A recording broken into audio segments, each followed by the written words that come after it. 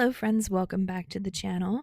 Today we are continuing on with chapter 2 of Idiots Swipe Left by keraekun. Chapter 2, Rehearsal Dinner. It's the day of the rehearsal dinner, and Eijirou had just finished his morning run. He had to do it on his treadmill because it was currently raining out, and had been all morning. Normally he would love this kind of weather. It was the type of gloomy that made you want to curl up on the couch and watch a movie. Definitely not the vibe you would want for an outdoor rehearsal dinner. He's about to make himself a smoothie when he gets a call from an unknown number. It's in the same area code as him, so he decides to answer it. Hello? He answers, pressing the phone to his ear with his shoulder. Hey babes, so your boyfriend is totes too afraid to ask, but he's a mess trying to get his shit together for tonight, and he's freaking out because of the rain. Could you be a total babe and come help? Boyfriend. Huh? I think you have the wrong number. He is about to inform the woman on the phone that he, in fact, does not have a boyfriend when he hears a crash in the background. I told you not to call him, you idiot! The voice unmistakably belongs to Bakugo. Oh shit, he does have a boyfriend. A very upset boyfriend by the sound of it. He didn't even know that Bakugo was helping out with anything for the rehearsal dinner tonight. Well, ask him if he needs anything and tell him I'm on my way. He responds without thinking, immediately offering to go help out his fake boyfriend. Luckily, they had exchanged addresses when they met at the diner so that Bakugo could send him that tux to wear for the wedding. When he hangs up the phone, he already has a string of text messages from his fake boyfriend waiting for him. Bakugo, you do not have to come. Bakugo, ignore Kami. She only has one brain cell and she uses it exclusively to shop. Bakugo, okay, but if you do come, bring me a cup of coffee, 2 sugars, 1 cream. He rolls his eyes before he decides to jump in the shower. At first glance, he would not have expected that abrasive man who asked for him to pretend to be his date on an app to be someone who would be going out of their way to put together a rehearsal dinner for his friend. He is starting to get the idea that there is more to Bakugo than the way he initially comes across. Clearly, he cares a lot about his friends to be a best man and help them with their rehearsal dinner. When he thinks about it, even the fact that he wanted Eijirou to pretend to be his boyfriend shows that he cares about his friends in a weird way. He either doesn't want them to worry about him or he wants to impress them. Either way, it shows he cares about what they think about him. Eijirou hasn't known the guy for long, but he seems passionate and caring, and so he wants to help him out. After his shower, he throws on some jeans and a white t-shirt before heading off to a coffee shop on the way across town to Bakugo's apartment. He shoots a quick text asking Bakugo's friend, Kami apparently, if she also wants some coffee. 30 minutes later, he pulls up outside an apartment complex not too different from his own. It takes him a while to figure out which one is Bakugo's, but he knows he's found the right one when he hears yelling from behind the door. Touch another one of my centerpieces and lose a hand, bitch! Centerpieces? Eijirou doesn't know what he expected, but centerpieces weren't it. He hesitates for a moment before knocking loudly on the door. A tall woman with long sandy blonde hair answers the door. Oh my gosh, you must be Kiri. It's kind of adorable that you still knock even though it's your boyfriend's house. But come on in, babes. Welcome to the shit show. When Eijirou enters, he sees what must normally be a very clean apartment covered in buckets of flowers. Mason jars are stacked on the coffee table in the living room, and Bakugo is angrily pacing back and forth behind the couch with a bunch of baby's breath in a vice grip. Stupid Deku and this stupid rainy wedding weekend.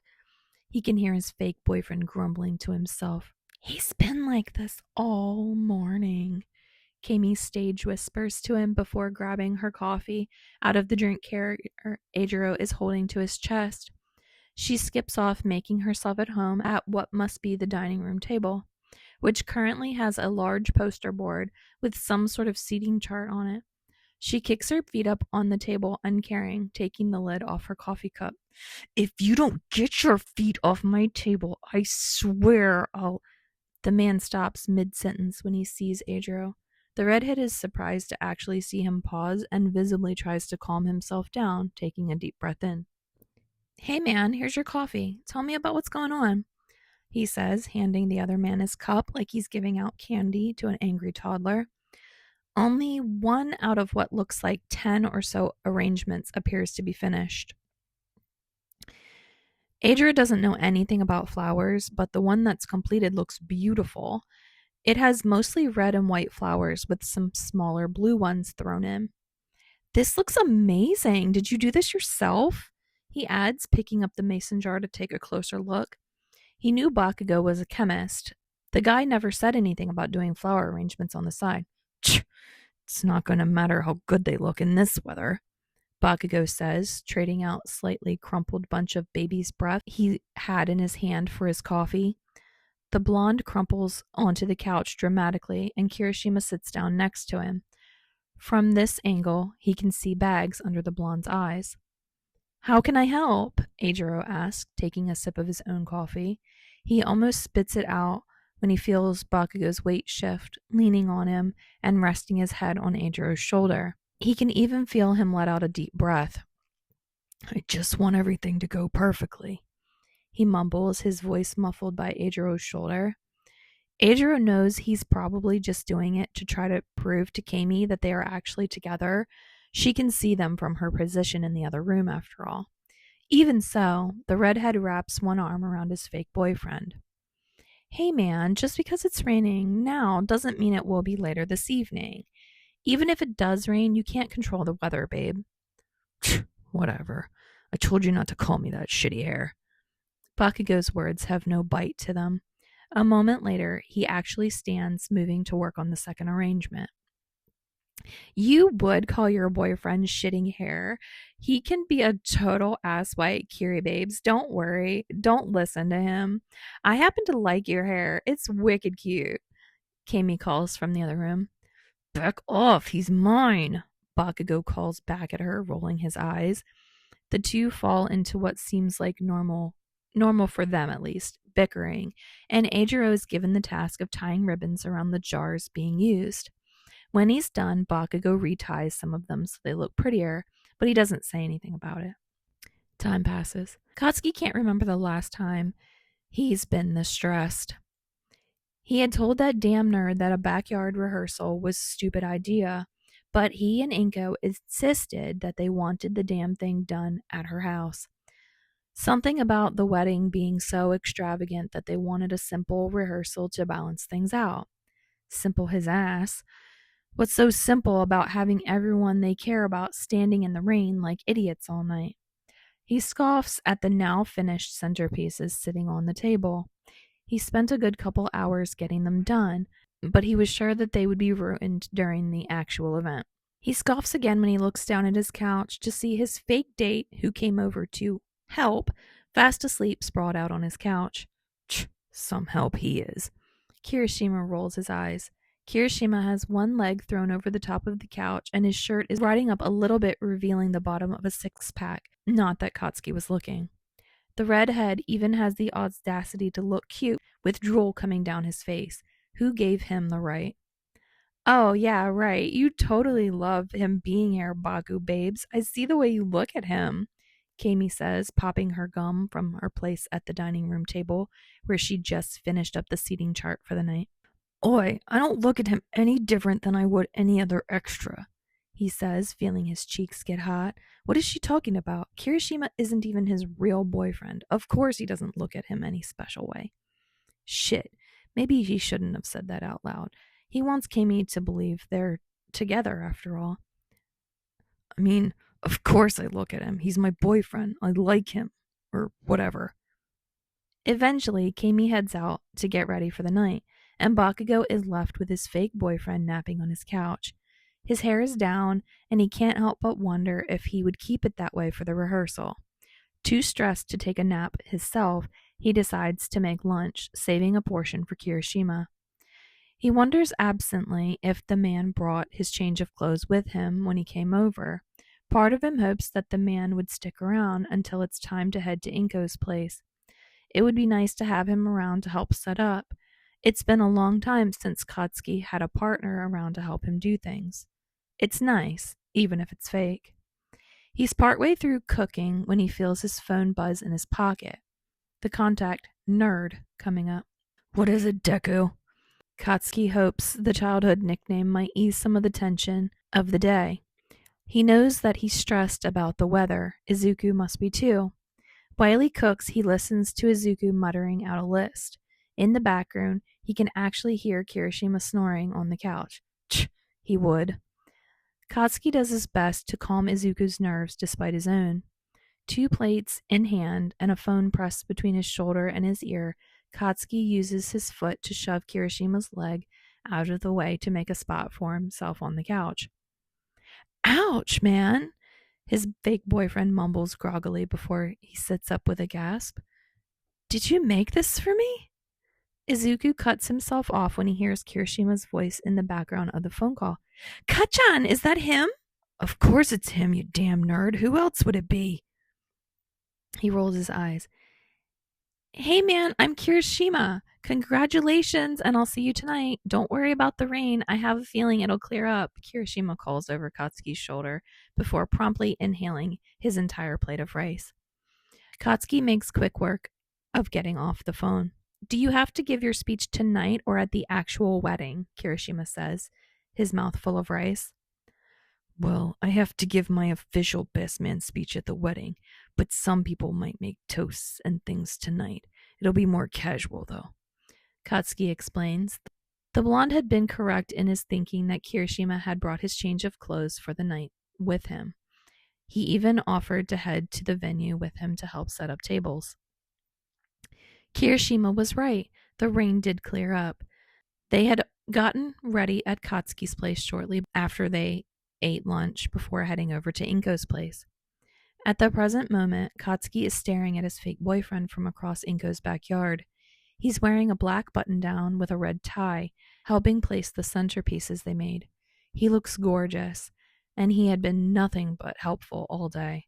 Katsuki decides that, just for the night, he'll let himself pretend like it's real. Before anyone can catch him staring, he decides that grabbing a drink and planting himself at the redhead's side is the best move. Standing by Kirishima is surprisingly comforting. It feels nice to have a buffer between himself and other people. Even so, as the guests start to arrive, Katsuki feels nervous.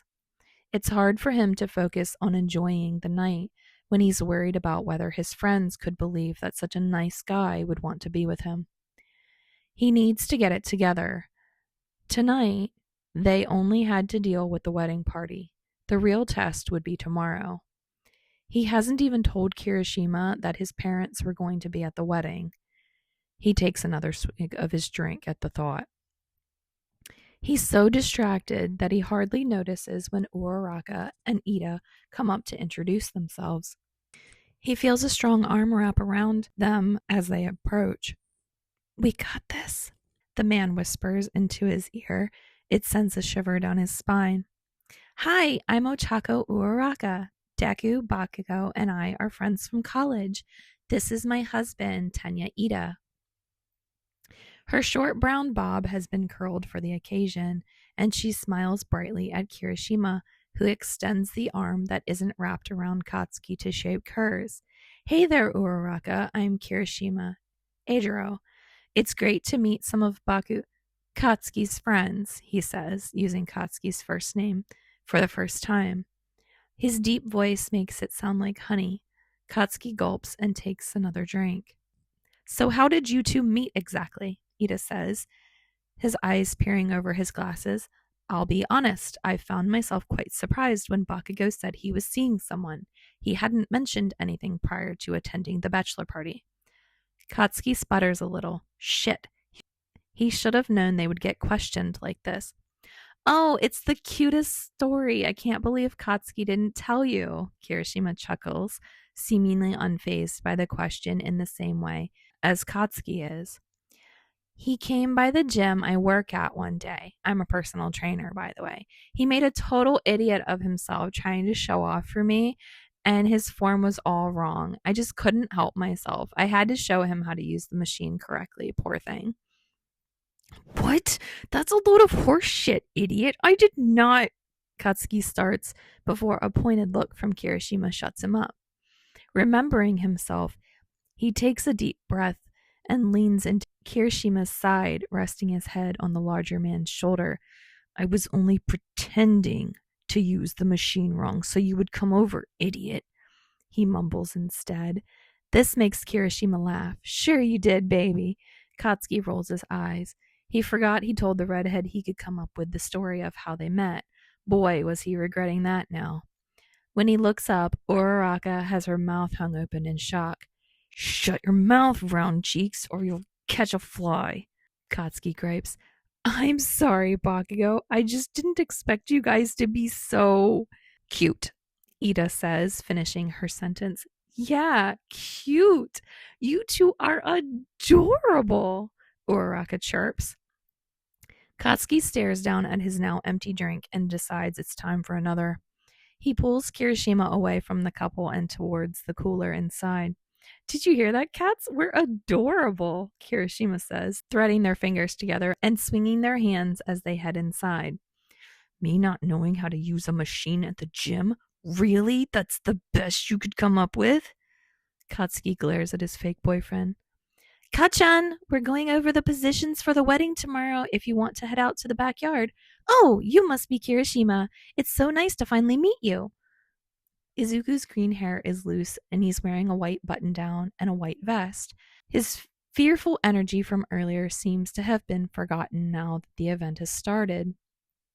You must be the groom-to-be. I've heard so much about you. You mean a lot to Katsuki.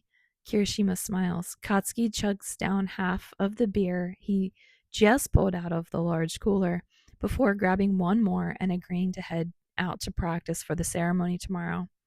Part of him almost feels sad to leave the comfort of his fake boyfriend's side. Sure thing, baby, Kirishima winks at him. Baby seems to be the redhead's favorite nickname for him. He glares up at him before Kirishima leans in and brushes his lips against Katsuki's forehead. Katsuki can't help but blush at the intimate gesture. Then again, maybe his face is just red from the beer. I'll be waiting for you when you get back, Kirishima says with a wink. His smile is so wide, it makes his eyes crinkle. Kachan, Kirishima seems really nice, Deku says on their way to join the group. Handsome, too. They make their way through Inko's backyard. The setup turned out nice enough. They have lights strung up and tables set out. The table settings are all mismatched china that he and Izuku had thrifted over the past few months. They even have a little archway to mimic the altar that would be used for the real ceremony. Of course he's handsome. You think I don't know that, you damn nerd? You think I'd just bring any extra to your wedding, did you? Eijirou's the best. He stomps ahead after correcting himself, making sure to use his fake boyfriend's first name. They quickly go over positions for the ceremony. Katsuki stands on Deku's side with Uraraka and Iida. They are mirrored by Momo, Todoroki's best friends, and his siblings, Natsuo and Fuyumi. As they practice the exit, Katsuki walks down the makeshift aisle they had to practice on with Momo. He feels a little wobbly on his feet after the few beers he's had. All the mushy wedding stuff makes him miss his fake boyfriend, who he can see perched at a table with Kami. His red hair is brighter with the way the light from the sunset is hitting it. Katsuki wants to run his fingers through it. He wonders absently if Kirishima would dance with him at the reception tomorrow before he grabbed another drink on his way back to his fake date. He gets about halfway there when he feels someone grab his sleeve. Turning around, Inko is looking at him with her key lime eyes. It's good to see you here, Katsuki. The centerpieces look lovely. Thank you for putting them together. Izuku loves them. Katsuki cares about Inko. She had been like a second mom to him. As abrasive as he is now, he had been even more so as a teenager, but Inko had cared for him through it all, and forgiven him even when he could not forgive himself, just like her son. The pair look over at the grooms-to-be who are still standing near the fake archway, whispering and laughing to each other. Inko sniffles. I'm so happy for them. Izuku deserves to be happy. He does so much for other people. That much is true. Izuku is a paramedic, and he and Todoroki had met at the hospital they both worked in. It wasn't far from the research center where Katsuki is a chemist. Izuku was selfless and kind. He helped other people. He's everything Katsuki isn't. He takes another sip of his drink with a loud gulp. Inko turns toward him. She knows him well, and he can tell she sees right through him. You deserve the same happiness, Katsuki. You know that, don't you? She gives his arm a squeeze. He hears the music that had been playing in the background turned down slightly, and Iida's voice carries over the small crowd that has scattered around the backyard. Everyone, dinner will be served momentarily. Please take your seats. Katsuki gives Inko a nod before going off in search of his date so that they could sit down to dinner. He realizes he doesn't even know where Kami ended up putting them in the seating chart. He hopes it's not next to any idiots or assholes. Time passes. Eijirou doesn't know everything about his fake boyfriend, but he knows enough. For example, he knows the guy is a chemist. He knows he likes spicy food and looks damn good in a vest and a button-down. However, he had not been expecting to add touchy when drunk to the list of things he knows about the man. Not that Eijirou was going to complain. Being able to hold Bakugo's hand has made him realize he was much more touch-starved than he had thought he was. Sure, he hugged his bros every now and then, but this felt different for some reason. He had to fight back a shiver when the blonde had come up behind him and pressed his forehead into his back, wrapping his arms around him. He had been talking to Kami while the wedding party practiced for the ceremony. Bakugo hadn't let go of him since he got back. Eijirou thinks it's nice to have someone to press himself into. You know, you sure are sweeter than I thought you would be, Kirishima says when it's just the two of them seated at a table. He rubs his thumb over the back of Bakugo's palm and interlaces their fingers. Tch, what's that supposed to mean, asshole? I'm the sweetest, most romantic boyfriend you could ask for. Bakugo slurs his words a little as he speaks. He isn't too drunk, but he's drunk enough. He glares at Eijirou, but scoots his chair closer to his at the table anyway. They hold eye contact for a while after that. Eijirou watches Katsuki's eyes flicker down to his mouth and feels himself leaning in. Kirishima? No way! A high-pitched voice rings out, breaking the two fake boyfriends out of whatever moment they'd just been having. Out of the corner of his eye, Eijirou sees a blur of pink. Mina, what are you doing here? I could ask you the same thing, Eiji babe. Shit, this isn't good, Eijirou thinks to himself. He had not even thought about the possibility that they would have mutual friends. If Mina's here, that means there is no fucking way Kami sat us next to Pinky and her plain-ass looking boyfriend. He hears Bakugo huff next to him. The blonde doesn't let go of his hand, but he does take another drink. You're here with Bakugo? No way, man. We just saw you last week. You didn't mention that you were seeing anyone. Sero walks up behind Mina and promptly starts laughing at them. His eyes are bright red, and knowing Sero, he had probably been off smoking somewhere. Sero puts his arm around Mina as they chuckle at the pair, and Bakugo's grip on Eijirou's hand tightens. Yeah, well, some of us like to keep our shit fucking private. Bakugo is seething next to him. Eijirou uses his free hand to rub the back of his neck. We've been seeing each other for a while now. Sorry, I didn't tell you guys. It must have slipped my mind when we were at Tetsu's last time. How do you guys know each other anyway? I had no idea. Small world, man. He chuckles, trying to keep things light. Mina gives him a suspicious look. If he had actually been dating someone, he would have told her about it. He's been friends with her since high school, and he's been friends with Sero since he and Mina started dating years ago. Sero settles down in his seat. Roki and I are good buddies from college. Eijirou smiles at that and takes the opportunity to move the subject away from him and Bakugo. The four of them chat for a while, and Kirishima thinks they're in the all clear. Sero brings it up again once the food arrives, however, and Kirishima feels himself sink lower in the chair. I never would have pictured you guys together. Your personalities are so, different. How did you meet? Sero asks. The question is innocent enough, and the man is right. Their personalities are very different. But Eijirou feels like he's being interrogated. Next to him, he hears Bakugo almost growl at Sero's comment. He is sure the blonde is doing everything he can to hold himself back, especially in this slightly tipsy state. He does his best to calm his boyfriend down as subtly as possible, rubbing his thumb up and down over the back of the other man's hand as he retells the made-up story about how they met. Sero asks a few more questions after that, but Mina has stayed silent next to him. Silent until just before dessert, when she asks Eijirou if he will walk with her to grab another drink. He hesitantly agrees before asking Bakugo if he wants another and giving the man another peck on the forehead. Don't be gone too long, dumbass. Bakugo gruffs at him before placing a kiss on Eijirou's cheek, and it makes Eijirou blush. Once they move away from their table, Eijirou wraps an arm around Mina before shoving her down under his armpit and ruffling her hair. Eiji, don't mess up my hair! She squealed, laughing at her old friend. He was genuinely happy to see her.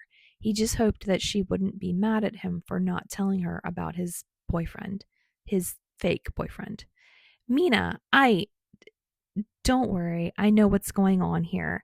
Did you really think I wouldn't be able to tell? She cuts him off, and Eijirou feels his breath catch in his throat. Eijirou rubs the back of his neck. Shit. What? Is it that obvious? He asks sheepishly. The walk to the cooler suddenly felt like miles. He knows Mina is one of his closest friends, but he honestly thought he had been doing a pretty good job. Pretending to be Bakugo's boyfriend came pretty naturally to him if he was being honest with himself. Duh, Eiji babes, I can tell that you are settling. Listen, I can explain. Wait, you think what? I get it. Remember when I dated Monoma before Sero? I didn't think I deserved better, so I stuck with him. Settling. I know you've been single a while now, but you don't have to be with a guy that's an asshole like that, Eiji. The conversation had taken such a drastic 180 that Eijirou couldn't even process it. She doesn't suspect that he and Bakugo are only pretending to date. She thinks that Bakugo isn't good enough for him and that he's settling. Why does that feel worse? Mina, what are you saying right now? You don't think Katsuki's a good fit for me? That I'm settling? If anything, he expected people to think that the blonde was out of his league, not the other way around. Yeah, babes, he called you a dumbass like 10 times. It's not even dessert yet.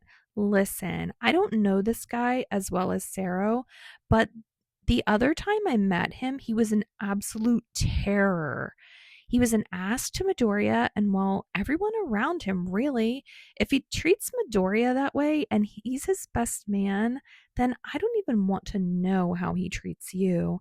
Is that why you didn't tell us about him? Because you know he doesn't treat you well? Eijirou gawks at Mina in disbelief. The two have paused around the side of the house, away from the crowd of guests. Mina, how could you say something like that? If that's what you think of Katsuki, then you don't know him at all, he says, anger welling up inside him. I understand you feel protective of me, and I am telling you that you are misjudging him. He's an amazing friend to Midoriya. He spent all day making sure that this rehearsal dinner would be perfect for him. Sure, he can be a little rough around the edges, but Katsuki cares deeply for the people in his life. Eijirou thinks back on the short amount of time that he's known Bakugo, remembering the time and care he put into making the centerpieces for Midoriya. He was worried sick about the rehearsal dinner getting rained out. For Eijirou, he made sure to cook him lunch when he fell asleep on the sofa. Heck, he was giving him a tux so that he would have something to wear for the ceremony. He had been super affectionate all night, barely leaving his side. Katsuki Bakugou is a good man. I would be lucky to.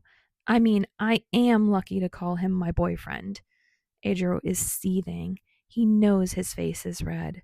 Mina is looking at him with wide eyes. Clearly, she had not been expecting him to get so worked up at her comment.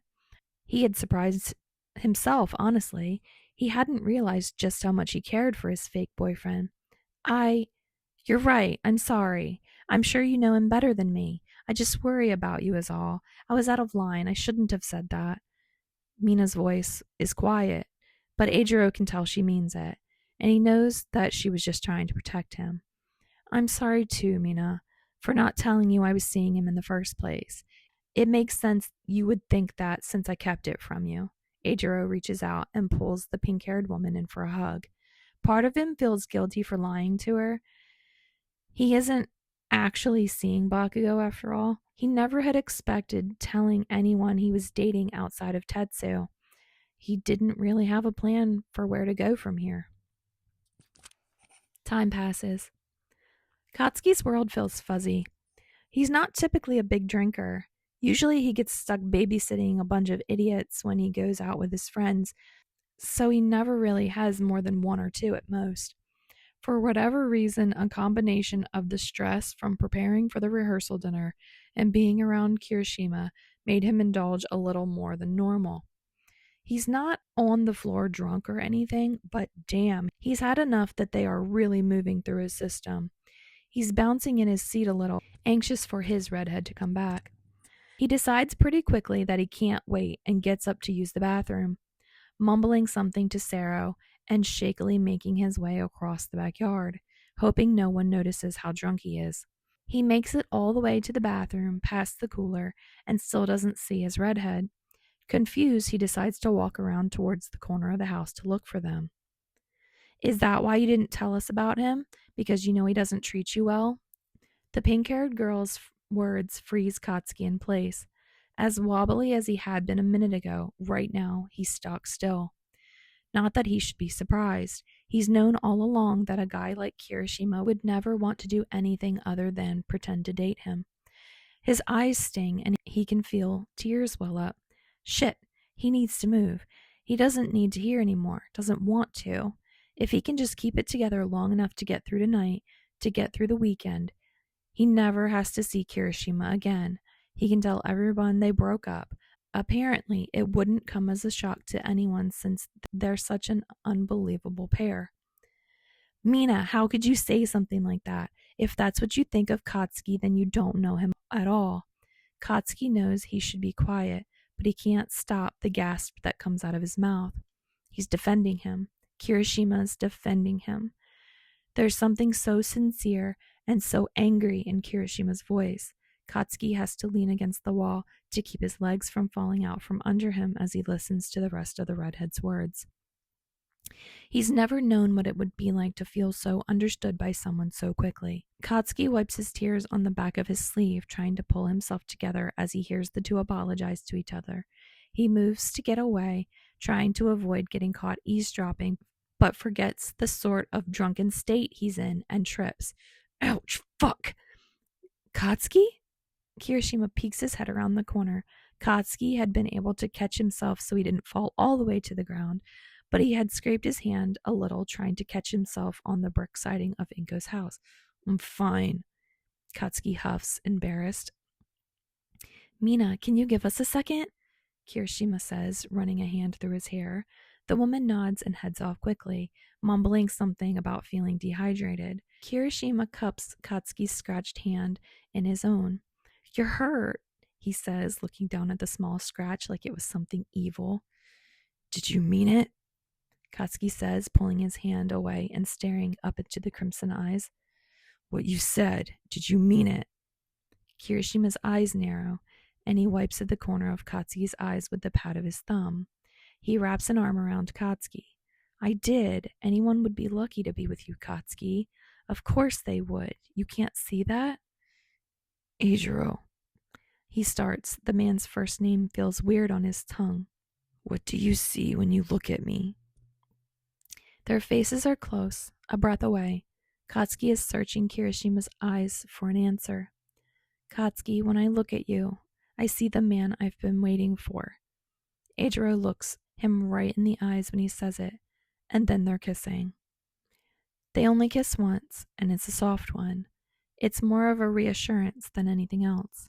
It makes Katsuki feel safe. He's never felt that way about being kissed before. Kirishima is quickly leaning away and ushering Katsuki to the cooler, with his arm around his waist. When they get there, he gives him a bottle of water. Katsuki takes the hint that it's time for him to stop drinking, and he spends the rest of the evening sipping on the plastic bottle and leaning into the redhead's side. It's nice listening to him chatting away with the nerd and their other friends. He fusses at the man when he tries to go for a third piece of cake, reminding him that there will be more tomorrow night and putting the piece into a Ziploc bag for him to eat later anyway. That morning, he had thought the entire evening was going to be a disaster. It didn't turn out so awful, though. Before he knows it, he's being gingerly lifted into the passenger seat of Kirishima's pickup. He leans his head on the window as the redhead drives them. He wonders for a moment if he should ask the redhead if it's still pretend, even though parts of him know that it couldn't be, not anymore. Apparently, he had fallen asleep on the way back to his apartment. The next thing he remembers is feeling strong arms wrapping around him and the sound of his own keys jingling to unlock his door. "Stay?" he asks, finally opening his eyes to peer up at his maybe fake boyfriend. Kirishima answers him by rubbing their foreheads together, carrying him to his room before getting another glass of water and some pain meds. Katsuki makes quick work of changing out of his vest and slacks, throwing on a tank top and some sweats while Kirishima is out of the room. He pulls out an extra pair of sweats and sets them on the bed. His head hits the pillow before he can offer the change of clothes to the other man. The exhaustion from the day hits him immediately, and he's asleep before Kirishima can return from the kitchen. Time passes. For someone who isn't even really his actual boyfriend, Eijirou is weak for Katsuki. He can't help but chuckle when he walks back into the blonde's bedroom. Eijirou thinks it should be illegal for him to look so good as he does asleep after a night of drinking.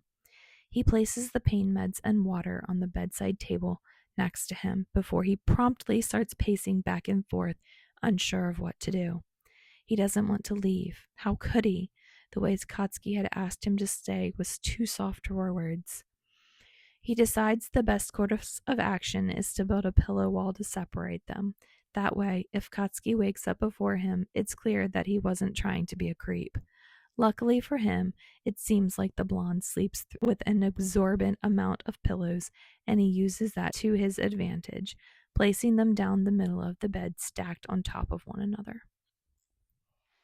All right, friends, thank you so much for joining me for Chapter 2 of the Fic Idiot Swipe Left. I hope that you enjoyed this chapter, and I hope that you'll come back for the next piece. See you next time.